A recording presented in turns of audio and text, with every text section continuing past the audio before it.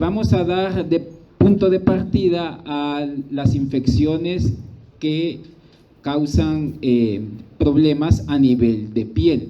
Con la clase de tuberculosis damos por concluida la unidad que tenía que ver con infecciones del sistema respiratorio y pues ya con esta iniciamos un nuevo componente. Como vieron en la programación, pues la clase de esta mañana es referente a todas aquellas infecciones de origen, en este caso bacteriano, que van a afectar el estrato superficial de la piel, ¿verdad? ¿Qué entidades clínicas vamos a estudiar esta mañana? Vamos a estudiar la foliculitis, furunculosis, síndrome de piel escaldada, impétigo, carbunco y abscesos cutáneos. Como ustedes se dan cuenta, pues son múltiples entidades clínicas que vamos a abordar esta mañana. Todas estas infecciones las vamos a considerar como dermatosis bacterianas. ¿Y qué son dermatosis bacterianas? Quiere decir al conjunto de infecciones o de problemas cutáneos que son de origen bacteriano, ¿verdad? A eso nos referimos. Y dentro de esas dermatosis bacterianas, vamos a decir que en la mayoría de estas, todas son piodermas. ¿Qué se imaginarán cuando decimos eso de que todas estas infecciones son piodermas? ¿Verdad que todas estas que sean consideradas piodermas producen pus? Entonces esa es una característica. Dentro de ellas vamos a ver una, y lo vamos a discutir al final de la clase, espero que nos quede tiempo, cuál de ellas no es un pioderma. De ahí, dentro de todas esas, tenemos una excepción. ¿Por qué? Porque no es característico que haya la aparición de pus en las manifestaciones clínicas que va a presentar el paciente. Bueno, los objetivos que vamos a abarcar esta mañana, pues no los voy a leer por cuestiones de tiempo, pero están en su programa de estudio. Y dentro de las generalidades que hay que tomar en cuenta para todo este tipo de infecciones que vamos a ver de acá en adelante, es que hay que recordar pues de que la piel, como el órgano más extenso que tiene el ser humano, tiene la labor principal de protegernos contra injurias o agresiones del medio externo. Esa es la principal función. Y como recordarán de sus clases de anatomía o microanatomía, pues la piel también está constituida por estructuras anatómicas que se le denominan anexos de la piel. ¿Quiénes son los anexos o estructuras anatómicas que están asociadas o vinculadas a la piel? Las uñas, el pelo, ¿qué más?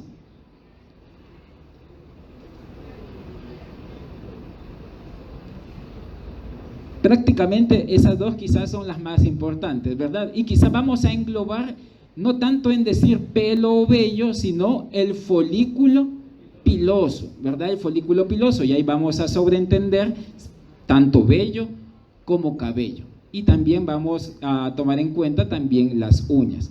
También algunos consideran incluso hasta las glándulas sudoríparas también como anexos de la piel.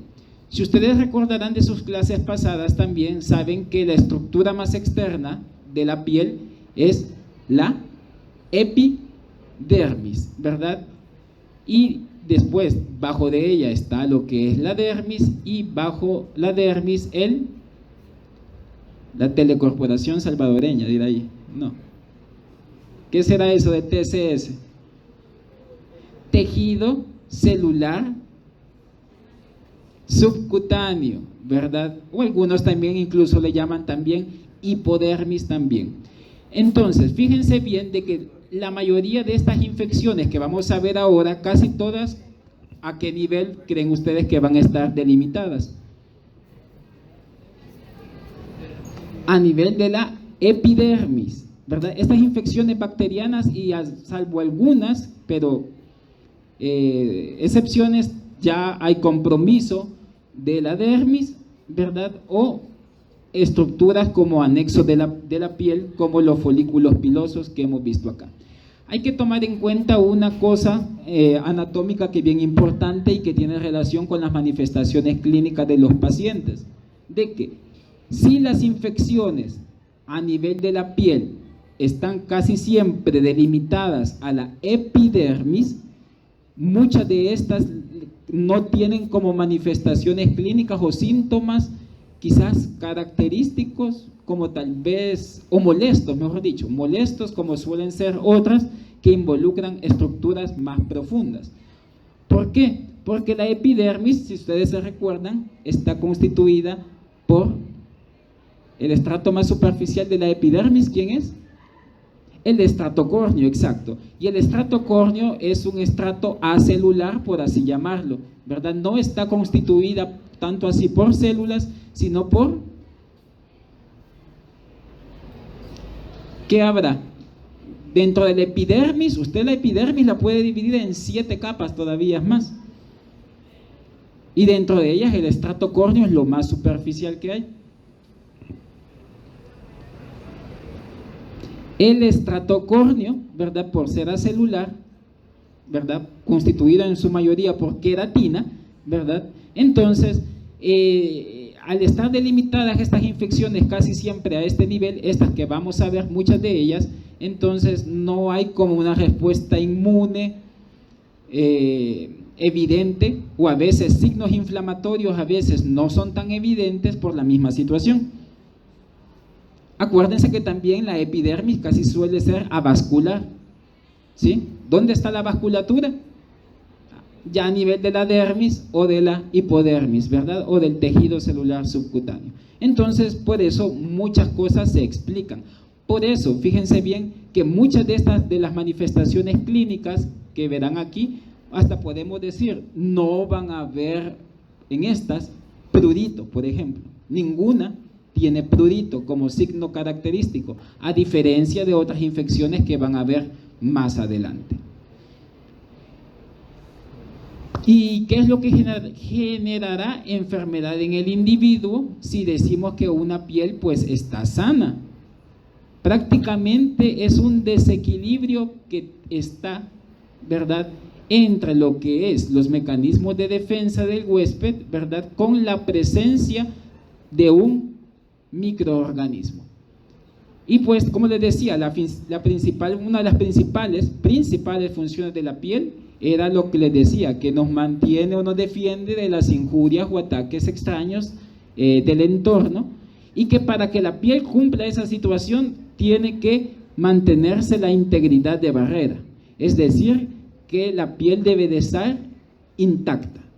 Si hay pérdida de la integridad de barrera, entonces obviamente se van a dar alteraciones, ¿verdad?, ya sea también por la presencia de la microbiota que reside en la piel o por microbiota que es transitoria. Los voy a mandar a que lean eso, que eso tuvieron una discusión, creo yo, el ciclo pasado, qué es eso de microbiota residente o permanente y a qué nos referimos cuando hablamos de microbiota transitoria. Dentro de la microbiota residente, ¿ustedes se acuerdan qué tipo de bacterias constituyen los principales microorganismos que son miembros bacterianos, bacterias de la microbiota de la piel?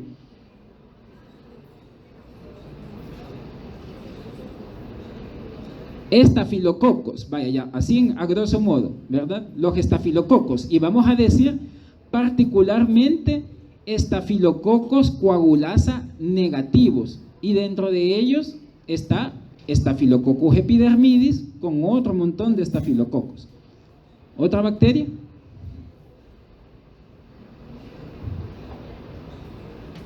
Esa es la principal, digamos, los estafilococos coagulasa negativos, esos son los principales. ¿Quiénes más? Hay especies de Corynebacterium, ¿verdad? Y especies de Propionibacterium. Todas estas bacterias que les he mencionado, todas son gram positivas, ¿verdad? Lo único que unos son cocos y otros son bacilos.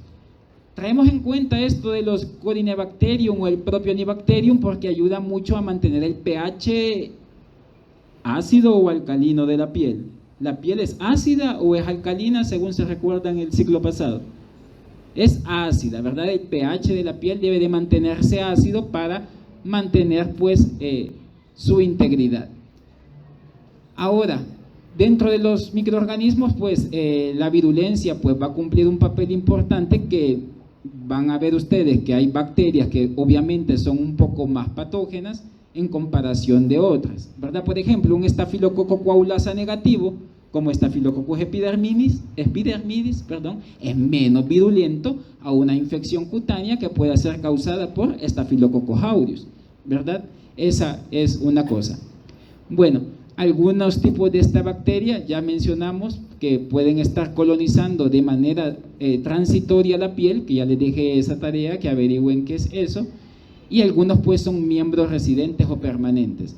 Y fíjense bien, hay situaciones de que la enfermedad también no es tanto así producida por la multiplicación in situ de la bacteria, sino está dada por la presencia de sus toxinas. Y vamos a ver un cuadro clínico en donde una toxina en particular juega un papel importante. Una cosa que no está acá, pero que es relevante mencionar, es que también hay cuestiones ambientales que favorecen la aparición de infecciones a nivel de la piel. Por ejemplo, la humedad, vea, es una, más que todo, y también la otra quizás que está muy relacionada es la temperatura, ¿verdad? Entonces, en nuestro clima pues de índole tropical pues tenemos prácticamente todas las condiciones idóneas para que se pueda dar este tipo de infecciones. Acá vamos a mencionar de manera general todas aquellas situaciones que favorecen, por así decirlo, que estas bacterias puedan causar infección a nivel de piel. Y decía, ya habíamos mencionado unas, ¿verdad?, de que algunas pueden ser dadas por la presencia ¿de quién? De exotoxinas circulantes, ¿verdad? Y aquí está este cuadro clínico: síndrome de la piel escaldada estafilocócica, causada propiamente por una toxina. Pero hay cuadros clínicos en donde aquí sí, miren, la replicación in situ de la bacteria es la que genera el impétigo, por ejemplo, no es tanto la producción de una exotoxina como tal. Hay mecanismos inmunológicos implicados a veces como vasculitis, ¿verdad? Como en las infecciones, ¿verdad? Ya post-estreptocócicas también. Otras que pueden ser de naturaleza sistémica, fíjense, la vamos a mencionar más adelante cuando veamos septicemias, la sepsis meningocócica, ¿verdad? Y manifestaciones pues que pueden ser a causa también de una coagulación intravascular diseminada dada por alguna sepsis meningocócica o infecciones por riquepsia, ¿verdad? ¿Qué quiere decir esto? Fíjense, tanto esto es sistémico, esto es sistémico, pero se va a poder manifestar en piel, ¿sí? A eso vamos. No es que la piel sea el foco primario como tal, sino la complicación de ese cuadro sistémico es tan grave que se van a poder presentar a nivel de piel. Este cuadro pues lo van a ustedes a revisar con detenimiento y lo vamos a retomar para otras clases también, solo para que puedan ver el cuadro clínico ahorita, qué nos interesa y la localización exacta a dónde se encuentra la afección. Entonces ahí van a discriminar ustedes con el cuadro clínico que nos compete, si está a nivel de epidermis, si hay compromiso de la dermis, si hay afección de un anexo de la piel, etcétera. Eso lo revisan con detenimiento cuando tengan la presentación. Y fíjense bien, dentro de los objetivos de la clase también, esto yo sé que lo van a volver a ver en dermatología, ¿verdad? Creo yo. Me imagino que sí, ¿verdad? Las lesiones cutáneas primarias. ¿Qué quiere decir esto? Este tipo de lesiones en que son a consecuencia directa de una situación, ya sea un proceso infeccioso en este caso, que genera la lesión in situ en la piel, ¿verdad? No es a consecuencia de como las lesiones cutáneas secundarias. Entonces van a ver esta serie de terminología que es muy importante, ¿verdad? Mácula, que ya la habrán escuchado. ¿Qué es sinónimo de mácula? ¿Qué es mácula? Mancha, ¿verdad? Los que somos católicos hemos escuchado la Inmaculada Concepción de María, ¿verdad? ¿Qué quiere decir eso? Que es sin mancha, ¿verdad? La Virgen María, pero ya esas son cuestiones dogmáticas, ¿verdad? Entonces, ¿qué quiere decir? La mácula, fíjense, es un cambio de color en la piel sin ningún cambio, pero de consistencia, ¿sí? No hay elevación en las máculas, solamente hay cambio de color. ¿Por qué? Porque los queratinocitos están produciendo, o los melanocitos están produciendo por alguna situación más melanina o menos melanina. Entonces, por eso verán ustedes que hay cuadros clínicos que decimos, hay una mácula que es hipopigmentada. ¿Qué quiere decir eso de hipopigmentado? Que es como más blanquecina, ¿verdad? O hay máculas que son hiperpigmentadas, que son manchas o máculas de color café. Y eso lo van a ver con otros cuadros clínicos. Pápula, por ejemplo, lesión elevada, circunscrita menor a 5 milímetros, que puede cambiar también de color, forma y tamaño variable, ¿verdad? Y puede originarse tanto en la epidermis como en la dermis. En la pápula, fíjense bien que a veces se confunde con vesícula. Pero ¿cuál es la diferencia con las vesículas o las ampollas o los flictenas? Que en las pápulas no hay colección de líquidos, ¿sí? No hay líquido seroso, no hay líquido serosanguinolento, no hay nada. Solamente es la elevación por induración. Y toma un criterio acá de tamaño que dice que es menor a 5 milímetros.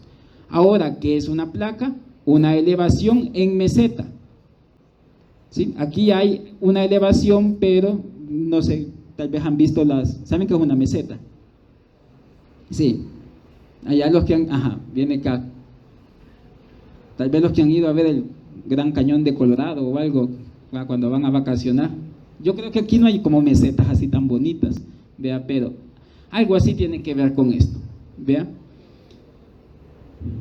Pero fíjense lo que dice, grande en comparación con su altura, que es lo que les decía, y es generalmente el resultado de la confluencia de lo primero, de varias pápulas.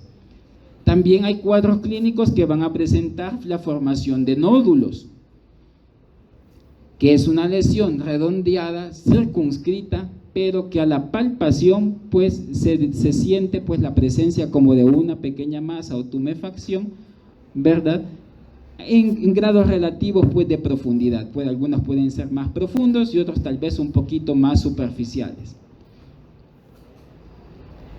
Verán que hay otros que se les denomina goma, ¿verdad? Que es una lesión nodular granulomatosa, tumor, que esto pues más que todo está asociado a la formación de neoplasias, ¿verdad? Porque ya hay la presencia de una masa o nódulo grande que se produce, fíjense bien, por proliferación celular. Obviamente, esto clínicamente usted no va a saber si cualquier masa o nódulo palpable es un tumor. ¿Cómo lo va a comprobar? ¿Cómo? Por medio de una biopsia. Solamente por biopsia se puede decir si hay proliferación celular anómala, ¿verdad? Porque las células pues se dividen en su ciclo replicativo normal. Ahora, lo que les decía sobre las vesículas, fíjense que aquí sí hay colección de líquidos o de fluidos, ya sea seroso, sanguinolento o la unión de ambos, sero, sanguinolento, en diferentes capas de la piel, pero a un tamaño menor a 5 milímetros. Pero si a esta vesícula es mayor a ese diámetro, entonces se le va a denominar ampolla o flictena. Tenemos también lo que es pústula, muy parecido, vesícula o ampolla, pero fíjense qué es el contenido de eso. diferente a esto y diferente a esto, ¿verdad? Y quiste, fíjense, no es quiste bacteriano, quiste parasitario, perdón, de protozoario, no. Forma de una cavidad cerrada por tejido, fíjense, es tejido conectivo con contenido líquido o semisólido, y este contenido semisólido pues puede ser por acúmulo de queratina, también en los quistes, y de consistencia elástica, y esa es una situación que nos va a ayudar a la hora de que hagan el estudio por palpación, a que si ese nódulo que se ha formado pues es de una consistencia elástica. Entonces tenemos acá estas fotografías. La primera que tenemos ahí, ¿qué será? ¿Pápula o mácula? Mácula, ¿verdad? ¿Será una mácula hipopigmentada o hiperpigmentada? Hiperpigmentada, ¿verdad? Ya aquí ya dice lo que es, ¿verdad? Es una pápula, ¿verdad? Se ve la elevación, la induración, ¿verdad? Pero no hay colección de líquidos en el interior. Y esta de acá, ¿qué creen que sea? ¿Ah? Una placa, ¿verdad? Si usted, eso es lo que nos referimos a una elevación en meseta, ¿verdad? Puede haber o no descamación también dentro de esa placa, ¿verdad? Las tiñas, por ejemplo, cursan mucho con estas situaciones de formaciones de placas. Y esto de acá, ¿qué podrá ser? Puede ser un nódulo, puede ser un quiste. Todo depende de la palpación, ¿verdad? ¿Y esta de acá? Esta, fíjense que no, así a simple vista no podemos saber realmente qué es, pero la literatura, como cuando busqué este ejemplo, es formación de gomas. ¿Vea? En una clase le van a mencionar cuando vean las gomas, ¿verdad? En la esporotricosis, ¿verdad? Pero lo traigo aquí a cuenta porque lo hemos visto en la terminología, ¿verdad? ¿Y esta qué podrá ser?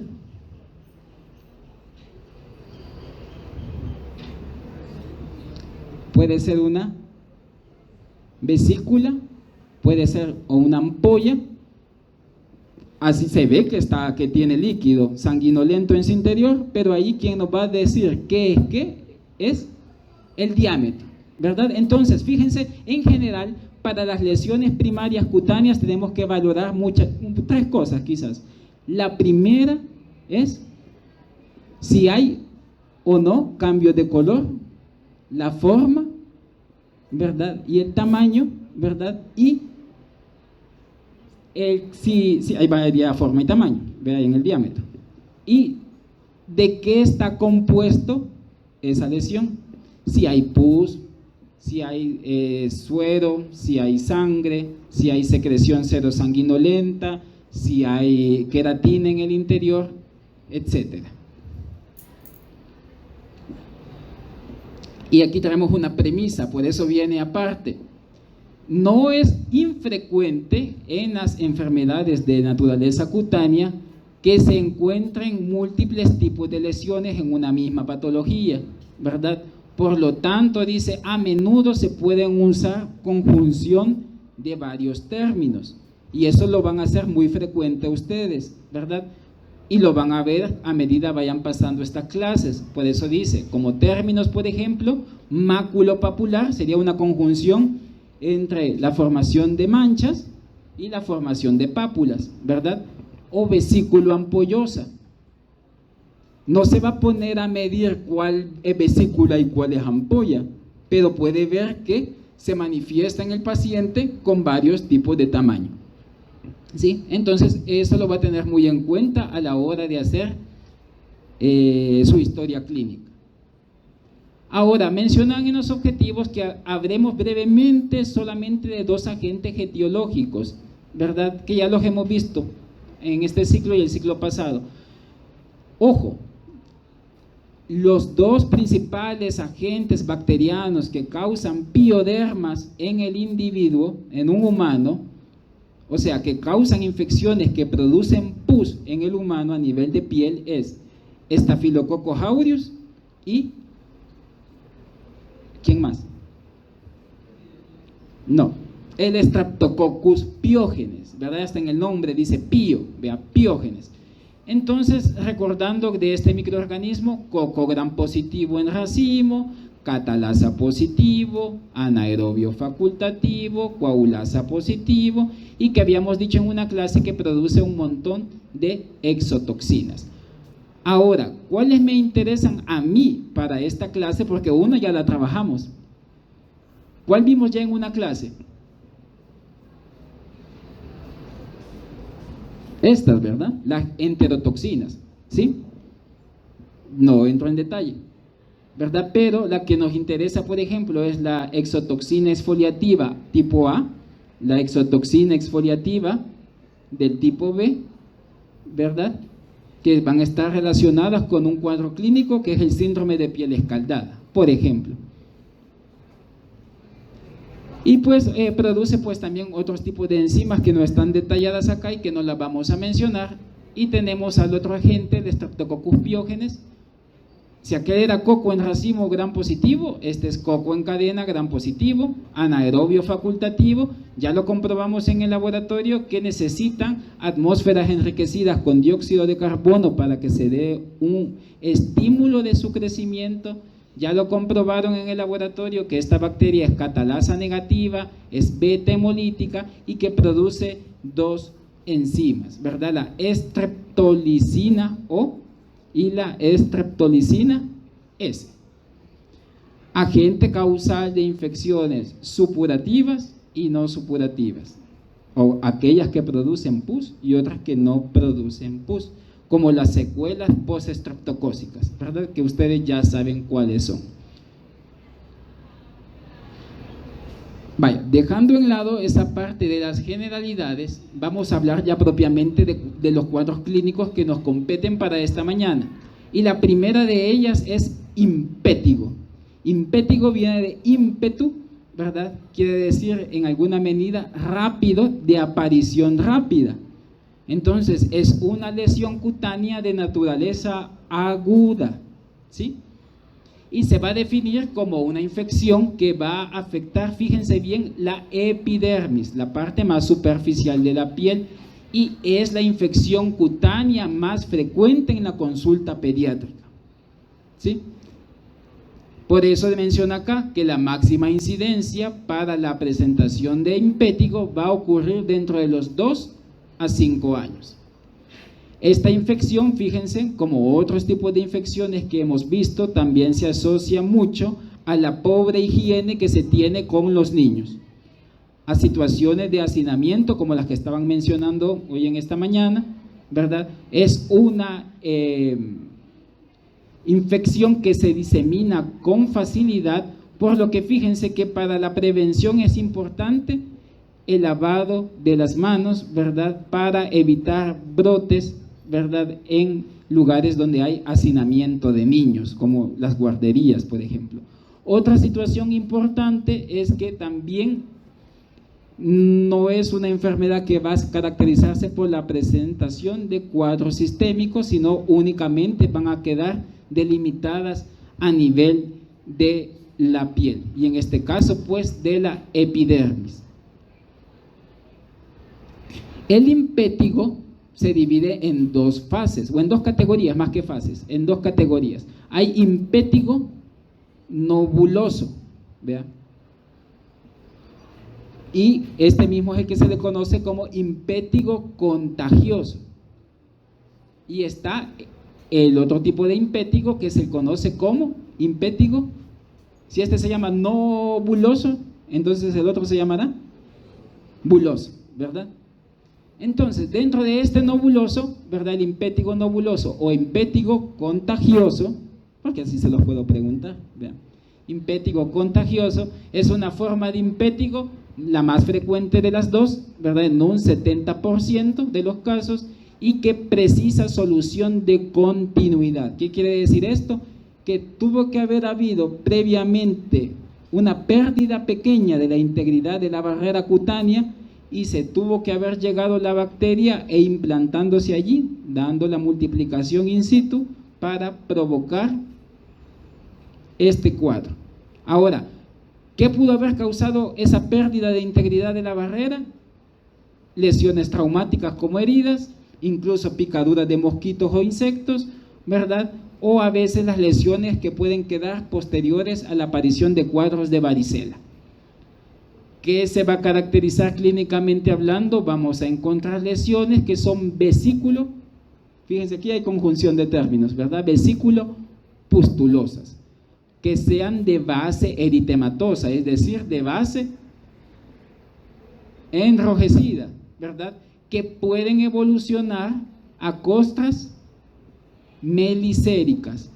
¿Se recuerdan ustedes qué era eso de costras melicéricas? Tal vez si lo mencionaron en alguna clase el ciclo pasado, ¿verdad? Melicérico viene como de miel, ¿verdad? Como una costra que tenga aspecto de miel, ¿verdad? En este caso, pues, por eso dice acá, costra de naturaleza amarillenta. Ojo, cuando vean este término de costra melicérica, no vayan a creer que es único de impétigo, sino lo van a ver también en otros tipos de lesiones a nivel de piel que suele presentarse esta formación de costras. Anatómicamente, ¿a dónde se va a presentar más? A nivel de la cara y de las extremidades. Y menciona la literatura, y si no somos más específicos en cara, tiene que estar cerca de los orificios de la cara. ¿Cuáles son los orificios de la cara? La nariz y la boca, ¿verdad? Y soy más específico todavía, a nivel de la región nasogeniana y del mentón, ¿sí? Entonces allí vamos a encontrar principalmente la formación de este tipo de cuadros. La bacteria más frecuentemente aislada que va a producir impétigo es el Staphylococcus aureus, y en menor proporción va a ser por Streptococcus pyogenes. Y mencionamos aquí que clínicamente va a ser indistinguible si el impétigo es causado por Staphylococcus aureus o por Staphylococcus pyogenes, no se va a poder distinguir. Y miren qué nota viene ahí también abajo, importante. Estas cepas de Streptococcus pyogenes son normalmente diferentes a las que producen faringitis aguda, porque Streptococcus pyogenes lo acabamos de estudiar como agente causal de faringoamigdalitis, ¿sí? De faringoamigdalitis, pero estamos diciendo que son cepas totalmente diferentes a las causadas por faringoamigdalitis, así que no vayan a decir en algún momento que ese impétigo nació o pudo haber pasado por una faringoamigdalitis bacteriana causada por Streptococcus beta hemolíticos del grupo A. Tenemos lo mismo que acabamos de ver allá, pero con mayor cercanía, ¿sí? Si ustedes ven, región nasogeniana, cerca de los orificios, en este caso de las fosas nasales, la formación y presencia de costras melicéricas, ¿verdad? De base eritematosa, como se puede observar acá también. Y acá pues también a nivel de miembro superior, aquí está en la flexura de aquí del antebrazo, pueden ver ustedes la presencia de esa costra melicérica. Obviamente las fotografías son compatibles con qué grupo etario ven ustedes ahí, niños, ¿verdad? Niños, y es bien importante que tengamos en cuenta esta situación. El otro tipo de impétigo que decíamos, bueno, siempre con perdón, el impétigo nobuloso, hay que establecer diagnóstico diferencial con este tipo de dermatitis, ¿verdad? Como la dermatitis por contacto, por infecciones virales que sean causadas por virus herpes, como varicela o varicela zoster, por algunos ectoparásitos como el Sarcoptes scabiei, ¿verdad? Que causa la sarna, ¿verdad? Y fíjense que también que todas ellas pueden desarrollar estas lesiones, ¿verdad? Pueden causar impétigo, pero ya por una sobreinfección bacteriana. Suele resolverse el cuadro de impétigo de manera espontánea, se autorresuelve ¿verdad? Y fíjense que no va a dejar cicatrices a nivel de piel. Van a ver que hay cuadros a nivel de piel que sí son cicatrizantes, hay otros que no lo son, ¿verdad? El tratamiento tópico, ¿verdad? Dice que es muy bueno y que puede acelerar su resolución, ¿verdad? Y solamente si hubieran manifestaciones clínicas sistémicas, pues se puede dar antibióticos, más que todo a nivel oral.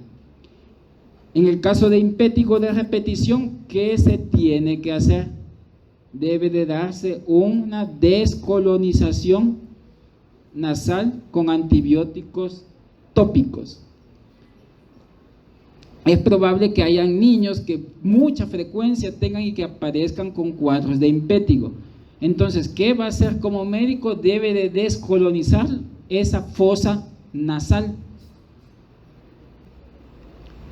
La literatura dice que con mupirocina al 2%, que es un antibiótico tópico, puede descolonizar las narinas de estos niños y pues así evitar la aparición de este tipo de cuadros. Tenemos también la aparición de impétigo ampolloso, ¿verdad? Que sería el impétigo siempre buloso, ¿verdad? El nombre lo dice, que va a tener de peculiar este cuadro de impétigo, la aparición de ampollas, ¿verdad? Que son muy friables o frágiles, ¿verdad? Que al tocarse, estas se pueden romper y al romperse van a dejar una zona eritematosa en la base. Este tipo de impétigo ocurre más frecuentemente en niños pequeños y fíjense que dice que no precisa de solución de continuidad como lo dijimos con el impétigo contagioso. Y la bacteria que está más implicada, fíjense, siempre es Staphylococcus aureus, pero ¿qué de peculiar debe de tener ese estafilococo? Que sea productor de una toxina exfoliativa, ya sea tipo A o tipo B, y que va a actuar a nivel intraepidérmico. Entonces, por esta situación, aquí nos contesta una pregunta que les podía haber hecho, que no precisa de solución de continuidad, porque en el impétigo contagioso es la replicación bacteriana en donde hubo una lesión previa, ahí está causando el daño, pero el impétigo ampolloso es a consecuencia de la producción de una exotoxina. O sea, la bacteria el niño la puede tener en su fosa nasal y aparecer después lleno de ampollas. Si la bacteria está produciendo las exotoxinas a nivel de su fosa nasal, puede producirle este cuadro clínico. En raras ocasiones, dice el impétigo, ¿verdad?, puede complicarse con infecciones más graves, ya que comprometen estratos más profundos de la piel, causando celulitis, o ya pues también el drenaje de los linfáticos y dando linfangitis o linfadenitis. Pero eso es relativamente raro. Y acá pues vemos las lesiones ampollosas que tiene también, si ven, es un niño, ¿verdad?, llenadas de ¿qué líquido ven ustedes que podrá hacer eso? ¿Cómo lo puedan describir si lo rompiéramos y sale un líquido casi transparente o un poco amarillento, tal vez, pero muy leve? Ceroso, ¿verdad? Ceroso. No hay sangre, ¿verdad? No es cero sanguinolento, ¿sí? Y ven ustedes la variación, pues, que hay en tamaños entre, sí, puede ser una vesícula o puede ser una ampolla. Aquí vemos también siempre un impétigo ampolloso, pero ¿qué pasó aquí? Se reventaron, ¿verdad? Se reventaron y ven ustedes la base eritematosa que deja la ampolla, ¿verdad? Y con lo que hay que tener precaución es que estas vesículas no deberían de estar en mucho tiempo expuestas, porque si no es muy vulnerable a una sobreinfección por otra bacteria.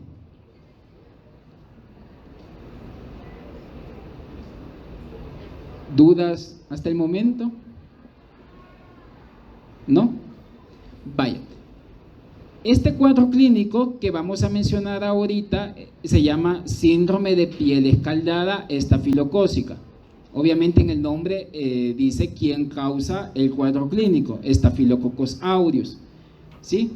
Pero viene a continuación del impétigo ampolloso, porque prácticamente es casi igual que un impétigo ampolloso.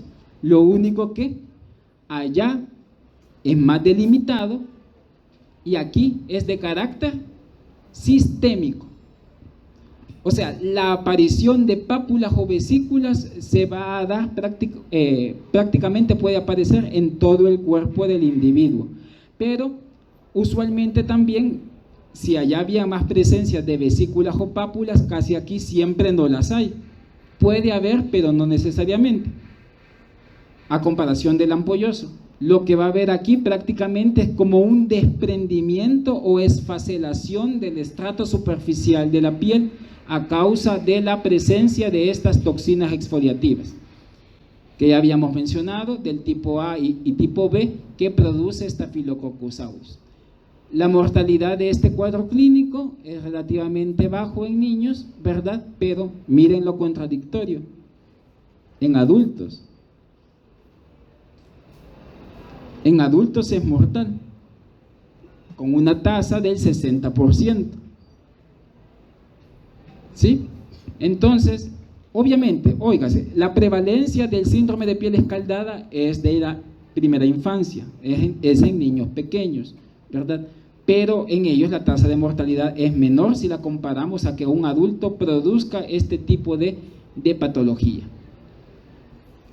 La mayoría de estos casos se producen en menores de 5 años. ¿Por qué situación? Porque no han podido desarrollar anticuerpos protectores frente a estas toxinas ETA y ETB, ¿verdad? Y porque su aclaramiento renal es menos efectivo en comparación de una persona adulta. La bacteria también se puede localizar en membranas mucosas. En esa membrana mucosa puede estar produciendo las toxinas y la toxina es la que pasa al torrente sanguíneo, originando descamación cutánea a distancia del foco inicial. Yo les pregunto, ¿necesitará antibióticos este paciente? Pensaríamos que no. ¿Por qué pensaría que no? Es la toxina.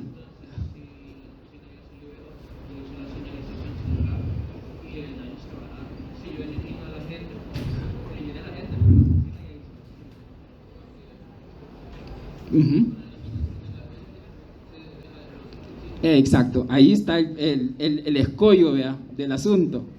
¿Se acuerdan que decíamos allá en las intoxicaciones alimentarias que ahí sí no?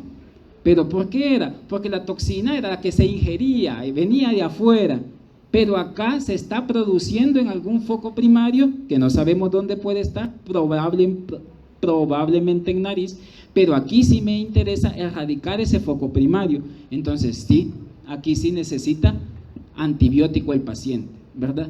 Porque así elimina ese foco primario y como dice el compañero, si se elimina el foco primario, se elimina la fuente de donde se está liberando estas exotoxinas exfoliativas. Incluye un amplio espectro de lesiones ampollosas, ¿verdad?, de extensión variable, lesiones localizadas, dice que pueden dar una afectación de toda la superficie cutánea, pero vamos a ver de que hay como regiones anatómicas que son como de mayor importancia. Decíamos que en el impétigo ampolloso es más localizado, aquí es más de carácter sistémico. Las zonas más frecuentes que pueden ser afectadas dependen de dos cosas, más que todo también siempre de la edad, a dónde se va a encontrar.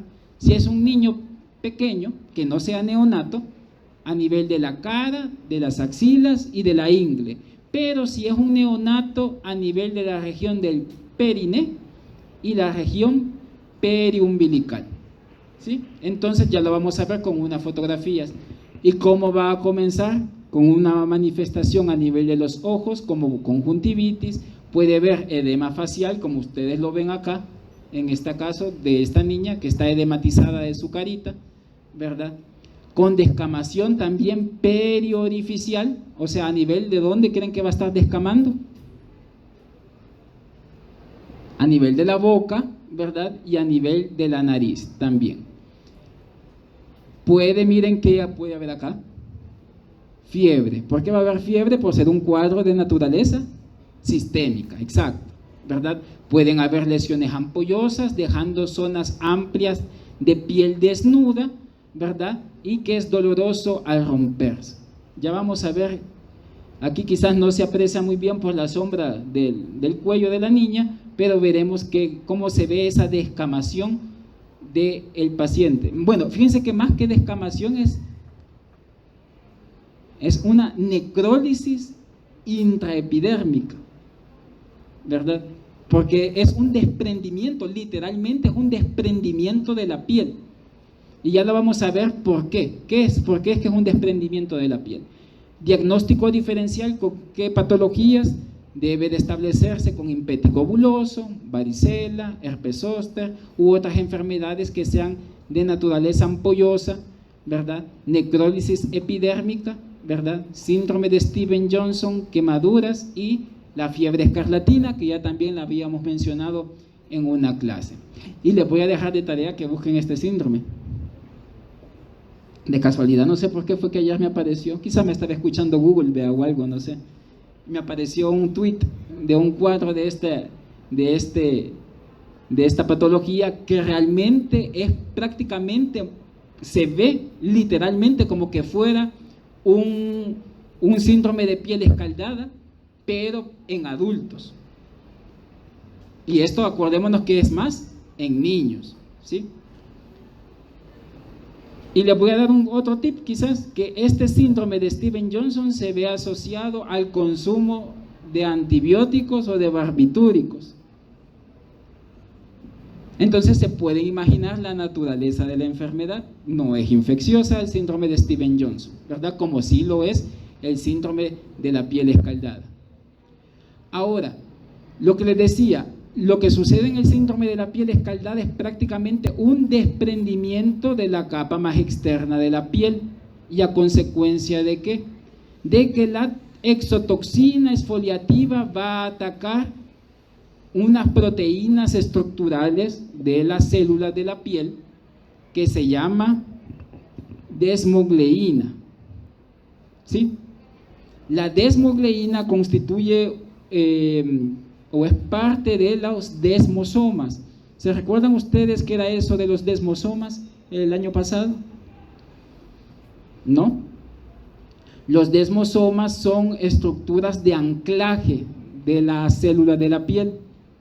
Entonces, si la exotoxina exfoliativa destruye, fíjense bien, principalmente la desmogleína 1, entonces los desmosomas que mantienen anclados a las células de la piel se desprenden, ¿sí? Aquí en este cuadro, fíjense, por la patogenia que vemos acá, aquí no va a haber producción de pus, como en otras infecciones piógenas, ¿sí?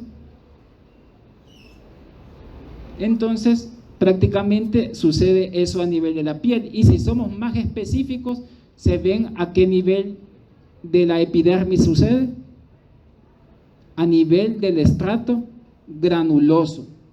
Vea, fíjense, este es el estrato córneo y este es el estrato granuloso.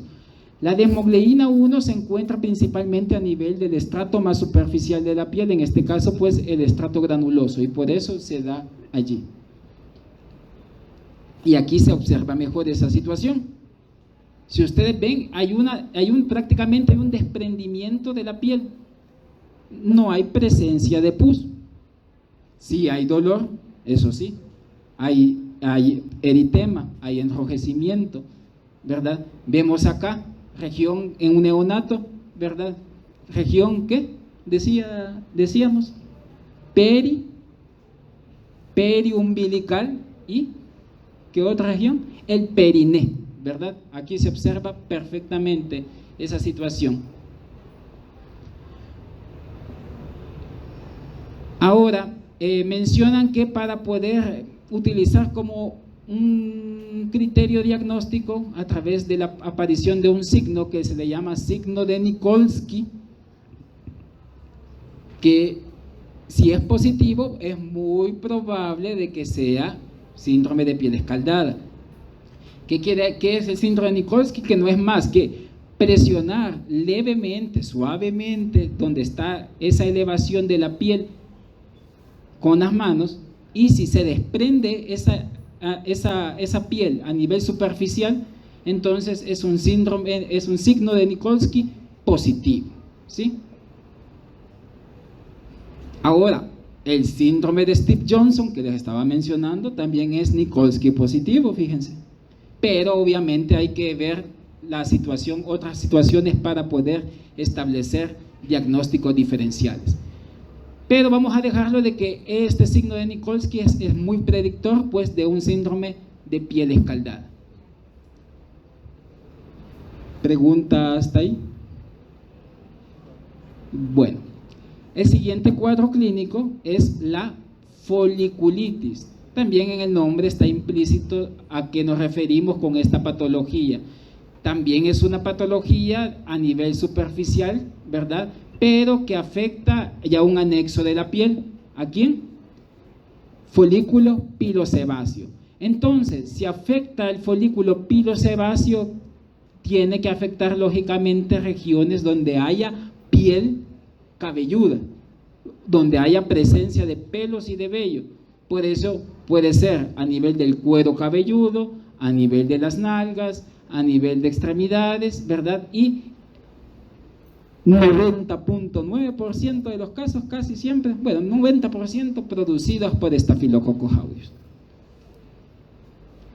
Inicialmente es una pápula eritematosa que evoluciona a pústula, o sea que hay colección de pus, pero fíjense bien, centrada, dice, por un pelo. Entonces eso me va a ayudar a darle nombre y a decir que es una foliculitis.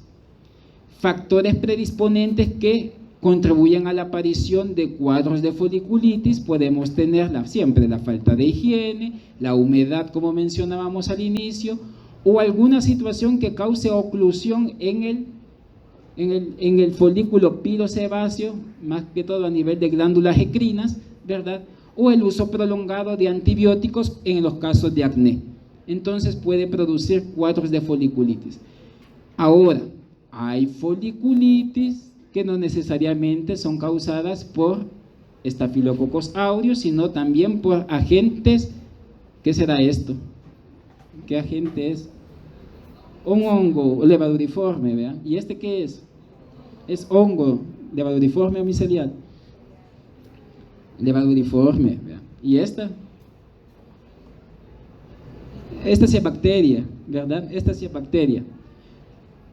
Fíjense bien que si hay cuadros, y esto es bien importante, si hay cuadros de foliculitis que usted epidemiológicamente los puede relacionar a que el paciente estuvo en contacto demasiado tiempo en cuerpos de agua, lo puede asociar a una foliculitis por Pseudomonas aeruginosa.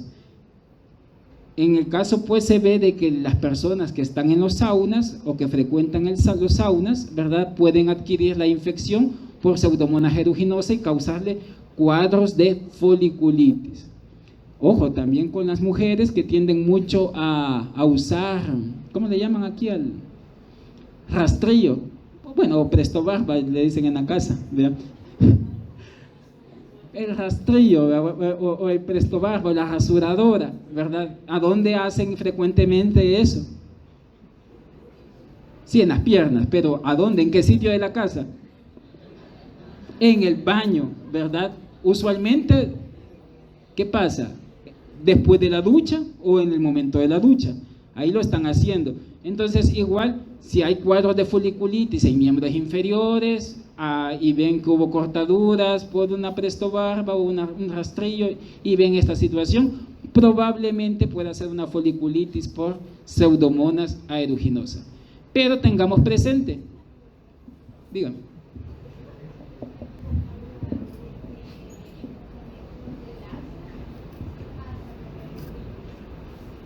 ¿Cómo así?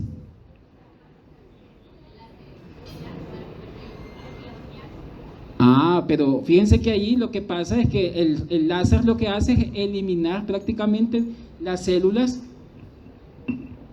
que están en la base del folículo que producen el folículo en sí, ¿verdad?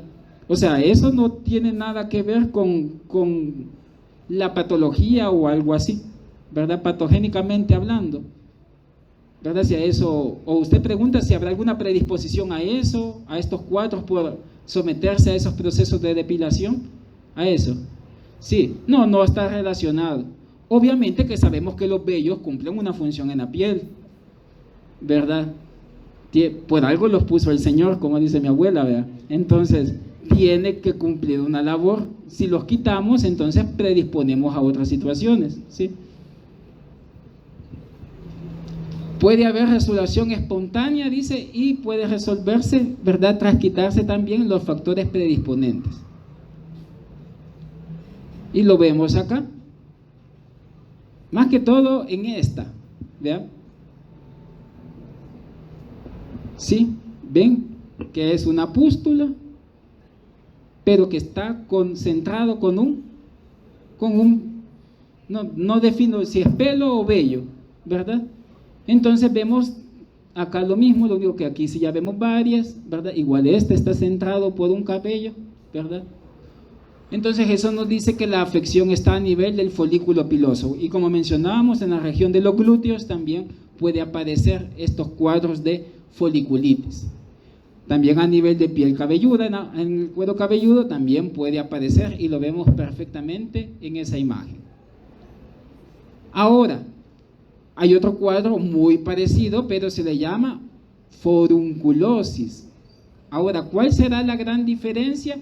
Que el nódulo inflamatorio es más profundo dentro del folículo pilosebáceo. Tendría que estar a este nivel, por ejemplo, ¿verdad? La forunculosis. Y la foliculitis debería de estar de manera más superficial, ¿verdad?, dentro de eso. Por eso dice, dentro o alrededor del folículo piloso, y también puede ser originado por una foliculitis previa, ¿verdad? Si no se le dio un tratamiento adecuado, pues puede ocasionar cuadros de forunculosis, ¿sí? Cursa con supuración, fíjense, o sea, el folículo piloso como tal está supurando, allá en aquellas lesiones no, pero que hay también necrosis, o sea, destrucción mínima, es mínima, no crean que es destrucción total de la piel o del tejido, es una necrosis pequeña, ¿verdad?, que va a llevar a la destrucción del folículo. Y fíjense qué va a pasar acá, esta sí deja cicatriz residual. Aquí, por ejemplo, bien se ve en ese folículo, ya se perdió el cabello o el pelo por la misma necrosis, e incluso ya se ve en esa apertura ese puntito negro, ¿verdad?, que no es un comedón tampoco, ¿verdad?, que ya está causando la necrosis. Ya son lesiones, a cuando ya son forunculosis, tienden a ser muy dolorosas, ¿verdad?, y en raras circunstancias pueden producir lo que son bacteriemias. En caso de, fíjense también, de foliculitis, forunculosis que sean repetitivas, también se recomienda hacer esa descolonización a nivel de la nariz, ¿verdad?, siempre pues también asociado a la mejora de la higiene de estas personas. Entonces ya habíamos dicho con que podíamos descolonizar la nariz de los individuos para eliminar esos estafilococos aureus. Ahora, ¿qué lugares pueden haber mayor presencia de forunculosis? ¿Verdad? En lugares que tengan demasiada humedad y donde haya maceración o roce de los pliegues. Entonces, por eso, a nivel de las axilas, en región interglútea, región inguinal, pliegues submamarios, a nivel de cuello, fosas nasales e incluso cara. Entonces, acá ya ven que ya hubo destrucción del folículo piloso, incluso también en el centro se ve ese puntito negro a causa de esa necrosis y destrucción que ha habido del folículo, y probablemente va a dejar en alguna manera alguna cicatriz. El siguiente cuadro es el mal llamado carbunco. Pero fíjense, hay carbunco. ¿Cuál es la risa? El mal llamado carbunco. ¿Por qué mal llamado carbunco? Porque el carbunco, ¿a qué enfermedad lo asociamos? Ya al anthrax, ¿verdad? Causado por Bacillus anthracis. Aquí estamos hablando a un carbunco, ¿verdad? Causado por Staphylococcus aureus. Por eso decimos mal llamado carbunco, pero en algún momento se le sigue aplicando este término. ¿Consiste en qué? En un forúnculo de gran tamaño, ¿verdad? Pero más que todo lo que nos dice a que sea un carbunco es que son la confluencia de varios forúnculos. Y el tratamiento puede consistir en la aplicación de compresas húmedas y calientes para que se favorezca el drenaje del material purulento que puede estar en esa zona. Si ustedes ven acá, también hay necrosis, también a nivel de la altura, a nivel de los folículos pilosebáceos, ¿verdad? Y también necesita pues el uso también de antibióticos y a veces el drenaje quirúrgico para poder sacar el material. Entonces, al ver esta situación espeluznante, podemos creer que puede ser un carbunco por anthrax, ¿verdad? Entonces, aquí hay de tener en cuenta, pues, que no solamente Bacillus anthracis puede dar el carbunco, sino también otras bacterias piógenas como Staphylococcus aureus. Y decíamos aquí, ahí ven, es la confluencia de varios, ¿qué? Forúnculos, de varios forúnculos, es a lo que se le denomina carbunco. Y ya para ir terminando esta parte vamos a hablar de los abscesos, ¿verdad? Abscesos cutáneos, que no es más, el término absceso, fíjense que es bien genérico, abarca muchas situaciones, ¿sí? ¿Por qué? Porque no es más que una colección de pus localizada secundaria a una necrosis de tejido por una infección previa, normalmente adyacente. ¿Cómo se presenta? A la aparición de un nódulo firme, eritematoso, doloroso, ¿verdad? Quienes lo causan primordialmente también bacterias piógenas como Staphylococcus aureus, y en algunos puede estar implicado también Streptococcus pyogenes, también bacterias anaerobias y enterobacterias. Fíjense que cuando en algún momento hagan ustedes un drenaje de un absceso, y si ustedes sienten que el olor de ese absceso es demasiado repugnante o fétido, entonces como médico le da o le sugiere de que ese absceso probablemente sea de etiología anaeróbica, bacterias anaerobias. De lo contrario, si no tiene esas características de olor, probablemente sea una causada por Staphylococcus aureus. ¿Por qué les digo que es importante saber la etiología aquí? Si es anaerobio o es aerobio, porque el antibiótico que se da es totalmente diferente. Entonces aquí pueden ver varias imágenes con la presencia de abscesos. Obviamente esta infección es piógena porque tiene que haber presencia de pus, ¿verdad? ¿Y en qué zonas se van a dar frecuentemente? Puede ser en niños más que todo, ¿verdad? A nivel de la mama, de la zona perirectal, de glándulas sudoríparas y del cuello cabelludo. Algunos van a necesitar el drenaje para que pueda resolver, y creo que hasta en el material de la sesión de grupo estaba, creo que ahí lo menciona cuando habla de los abscesos. No basta únicamente a veces el tratamiento antibiótico, se tiene que dar, sí, pero también en algún momento se tiene que hacer el drenaje quirúrgico de los abscesos para que haya una resolución completa. Hay que dejar cultivo si vemos de que esos abscesos son a repetición, sospechar en un ¿qué? Summer, en español, vean. ¿Qué era eso?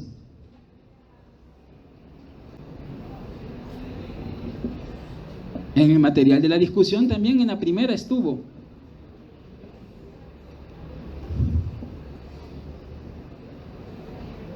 O MRSA en inglés. MRSA. Staphylococcus aureus resistentes a la meticilina, ¿verdad? Eso quiere decir, si vemos que hay sospecha de que la gente sea ese, entonces hay que indicar el cultivo para saber si es meticilino resistente. Entonces ya no debería ser opción ya para ustedes dejar un betalactámico como opción de tratamiento, ¿verdad? Si llega a aislarse un Staphylococcus aureus resistente a la meticilina.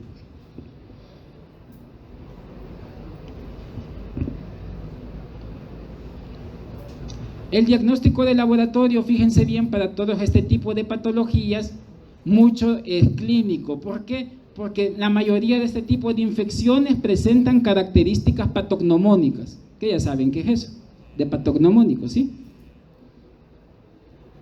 Sin embargo, hay situaciones en que donde el tratamiento empírico o la presencia de recidivas, ¿verdad?, pueden necesitarse entonces un diagnóstico preciso para saber realmente cuál es el agente causal. Entonces aquí sí va a echar de mano de los estudios microbiológicos o histopatológicos. Si tiene dudas, pues de que esa situación que está viendo a nivel de la piel puede ser una neoplasia, por ejemplo, pero eso pues se tiene que orientar primero con las bases clínicas. Fíjense, los aspirados con material purulento, en el caso de que hagan drenajes en los abscesos y manden para el laboratorio a que le hagan un frotis de ese material, usualmente no se encuentran las bacterias en gran cantidad, ¿sí?, sino se encuentran en escasa cantidad. Si se llegara a obtener ese material purulento por aspiración, que es una forma en que lo pueden obtener para mandarlo a cultivo, recuérdense de que esta jeringa se va a mandar así completa con el material purulento colectado y tapada. ¿Por qué creen que se debe de mandar así al laboratorio? Si quieren un cultivo de ese material que se ha aspirado. Más que es, aquí se ve cero purulento, fíjense.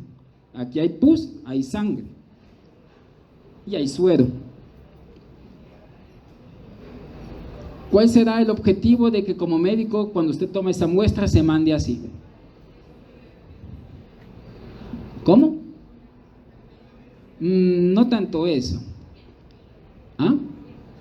No, porque el riesgo biológico yo lo puedo entonces sacarlo y pasarlo a un tubo.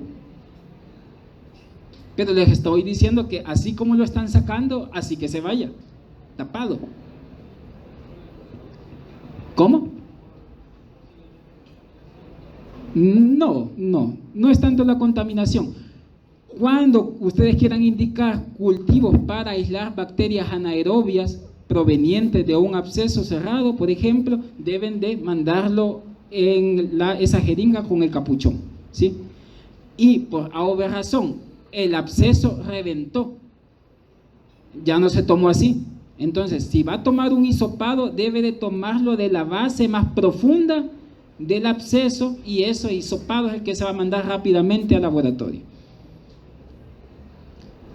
Importante valorar pues si hay asociación, ¿verdad?, con necrosis, ¿verdad?, o signos de afectación sistémica y factores de riesgo que predisponen a una mala evolución, y por eso puede dejar otras pruebas de laboratorio que le van a decir si hay hay una complicación sistémica a consecuencia de este tipo de patologías que hemos visto en piel.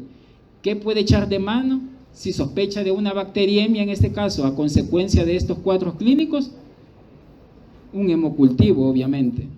El examen de gabinete que ya conocen, el hemograma. Determinar el equilibrio ácido-base, obviamente en pacientes complicados, no a cualquier paciente. Determinar la proteína C reactiva, creatinina, ¿verdad? Y más que todo esto, quiero que se lleven en mente la creatinfosfoquinasa, la famosa CK.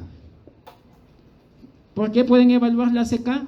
En cuadros a nivel de piel, si ya creen ustedes de que ese cuadro de piel hay compromiso de músculo y no lo saben, pueden evaluarla a través de ese examen de laboratorio, la CK. En poblaciones con alta incidencia por Staphylococcus aureus meticilinos resistentes, la recogida de muestras de la lesión o de un exudado nasal le pueden orientar para el diagnóstico y dar un tratamiento efectivo.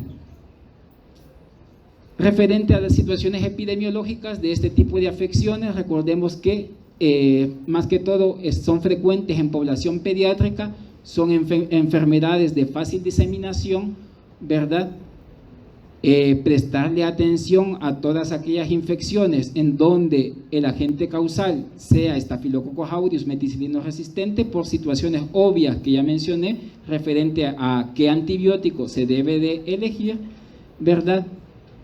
Y pues esto de los SARM, fíjense que antes se asociaba mucho a que solo decían el meticilino resistente de origen nosocomial, pero ya se ha visto de que hay cepas de este SARM que son de origen o de índole comunitario. Para la prevención y el control de este tipo de infecciones, recordemos de que estos microorganismos son ubicuos, más que todo porque son miembros residentes, algunos a nivel de la piel y de membranas mucosas, y que van a entrar a la piel porque se perdió esa continuidad de la piel como tal. El número de microorganismos para que genere infección se necesita que sea elevado, ¿verdad? A no ser que pueda existir un cuerpo extraño o una herida que haya causado la pérdida de integridad de la piel. Fíjense, la asepsia de una herida quirúrgica, que le llamamos en los hospitales heridas limpias. ¿Por qué se llaman heridas limpias? Porque debe de aplicar antisépticos a la hora de hacer una incisión, pues debe de utilizar los antisépticos adecuados para hacer la adecuada antisepsia a nivel de la piel. Cuando hacen este tipo de heridas limpias, no solo basta el uso de antisépticos adecuados, sino también el lavado de manos y el uso de la mascarilla, porque aquí quién sabe cuántos son colonizadores de Staphylococcus aureus y ni sabemos cuáles son resistentes a la meticilina, ¿verdad? Entonces hay que tomar en cuenta estas situaciones para evitar las infecciones asociadas a la atención en salud, que son una serie de infecciones que vamos a ver al finalizar el ciclo, que va a ser la última clase. Bueno, vamos a llegar hasta acá.